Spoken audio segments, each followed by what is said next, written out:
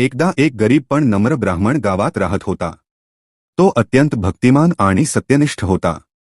दररोज तो देवी लक्ष्मीची पूजा करत असे आणि आपले जीवन सुखशांतीत जावे अशी प्रार्थना करत असे.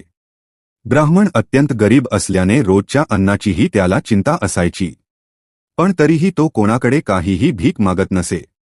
त्याच्या भक्तीने प्रसन्न होऊन एके दिवशी देवी लक्ष्मी त्याच्या स्वप्नात आली आणि म्हणाली, तू एवढा भक्तिभावाने मला पूजतोस, त्यामुळे मी तुझ्यावर कृपा करणार आहे. सकाळी तुला रस्त्यावर एक सोन्याची मुद्रा सापडेल, पण लक्षात ठेव, त्या पैशाचा योग्य वापर कर. सकाळी ब्राह्मणाने जाग येताच देवीच्या शब्दांवर विश्वास ठेवला आणि तो मंदिराकडे निघाला. वाटेत खरोखरच त्याला एक सोन्याची मुद्रा सापडली. त्याने ती उचलली आणि विचार केला, ही देवी लक्ष्मीची कृपा आहे.